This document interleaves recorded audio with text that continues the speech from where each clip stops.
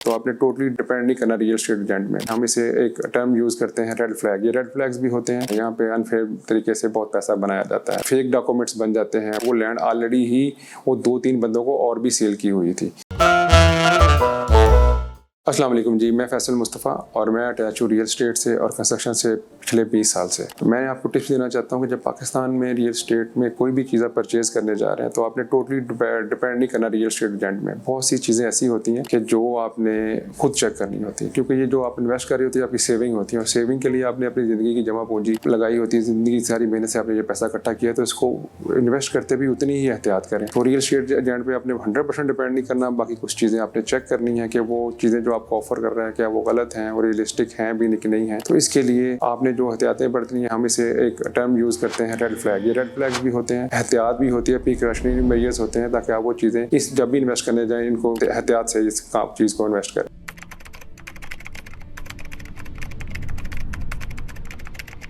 पाकिस्तान में ये चीज़ें बहुत ज़्यादा होती हैं, यहाँ पे अनफेयर तरीके से बहुत पैसा बनाया जाता है। मेरे साथ खुद एक वाक़या पेश आया कि एक दफ़ा मैंने एक लैंड परचेज़ कर ली जो कि 8 कनाल की थी।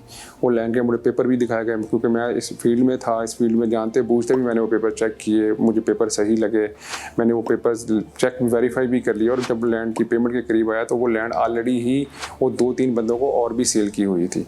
तो इस तरह से और बड़े प्रॉब्लम है, फेक डॉक्यूमेंट्स बन जाते हैं, बहुत से आप वेरीफाई करने वाले लोग भी साथ मिल जाते हैं, तो आपने इसमें बड़ा मोहतात होना पड़ता है।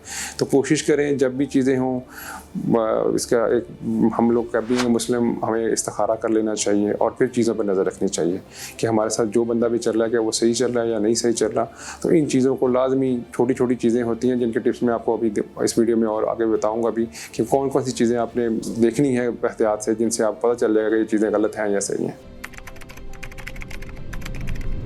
जैसे ही आपको कोई बंदा ऑफर करता है लैंड के बारे में, आप उस एरिया से वाकिफ़ होते हैं। कभी कभी तो आपको ऐसे चीप रेट पे लैंड ऑफर करता है जो कुछ मार्केट की वैल्यू ही वो नहीं होगी। मतलब एक जगह पे मार्केट वैल्यू चल रही है 5 लाख रुपए मरला के हिसाब से, आपको ऑफर करता है वो 4 लाख रुपए मरला या 3 लाख रुपए मरला। तो आपको आइडिया होना चाहिए कि यार ये तो मार्केट में 5 लाख रुपए की चीज़ है और मुझे 3-4 लाख में क्यों ऑफर कर रहा है। तो वहाँ पे आपको एक सिग्नल मिल गया, आपने मोहतात हो जाना है वहाँ के ऊपर। इसी तरह कभी आपको ये करेगा कोई प्लॉट या कोई शॉप या कोई अपार्टमेंट आपको देगा जिसकी वैल्यू आपको बहुत ज़्यादा बता देगा, तो आपने उसको कैसे असेस करना कि यार इसकी वैल्यू मुझे तो नहीं पता, मुझे इस मार्केट से भी नहीं, मैं आउट ऑफ सिटी से हूँ या आउट ऑफ कंट्री से हूँ, तो मैंने कैसे असेस करना है। तो आपने इसको असेस इस तरह करना है, जो भी अपार्टमेंट या शॉप होती है आप उसको उसके रेंट से चेक कर सकते हैं कि रेंट अगर 0.5% हम काउंट करते हैं कि अगर 10 लाख रुपए की चीज़ वो आपकी दे रहा है तो उसका किराया 10,000 रुपये होना चाहिए।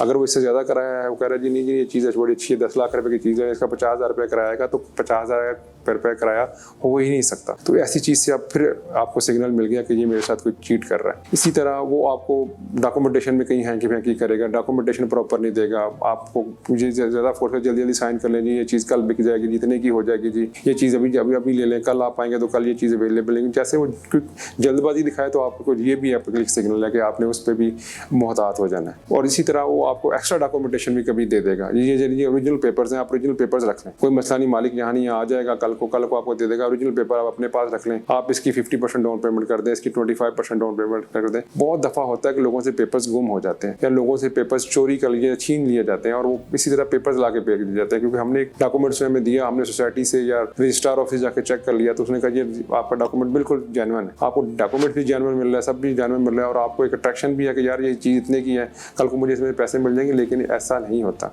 कोशिश करें जब भी डील करें एज ए सेलर, जब आप डील करें तो बायर के साथ बैठे, अगर एज ए बायर डील कर रहे हैं तो सेलर के साथ बैठे, दरमियान में एजेंट है वो बिल्कुल उसके साथ कर, लेकिन वो आप उस वक्त उस एजेंट के साथ बिल्कुल ट्रस्ट कर वर्दी एजेंट के साथ काम करें जब आप अश्योर हो जाए कि यार ये मेरे साथ हैंकी फैंकी नहीं कर सकता। तो यही चीज़ें होती हैं जो आपको चेक करनी पड़ती हैं। आप ये चीज़ें चेक करेंगे तो इंशाल्लाह ताला आपको कभी भी मार्केट में ऐसी चीट वाली गेम नहीं मिलेगी।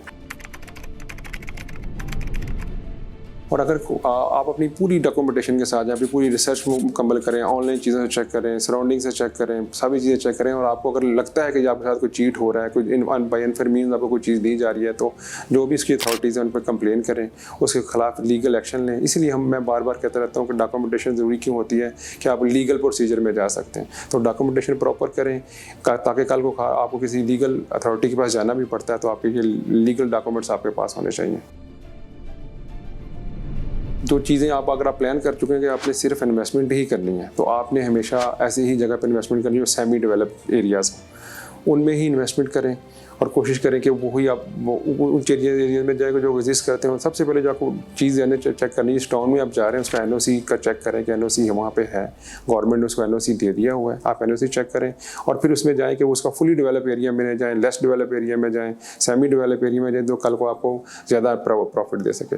इसी तरह फिर आगे डॉक्यूमेंटेशन के जाके प्रॉपर डॉक्यूमेंटेशन करें और फिर एक्सपर्ट्स लोग हैं जो क्वालिफाइड लोग हैं उन फील्ड से, उनसे इसको रिकमेंड कराएं, उनकी डॉक्यूमेंटेशन कराएं ताकि कल को आपके लिए ज़्यादा फ्रूटफुल साबित हो जाए। आई होप ये वीडियो भी आपको पसंद आएगी। कोशिश की है ज़्यादा से ज़्यादा चीज़ें आपको बता सकें ताकि आप बेहतर से बेहतर इन्वेस्ट कर सकें, आपको ये चीज़ें बेहतर से बेहतर तरीके से मैनेज करते हैं रियल एस्टेट में इन्वेस्ट कर सकें। टेक केयर, अल्लाह हाफिज़।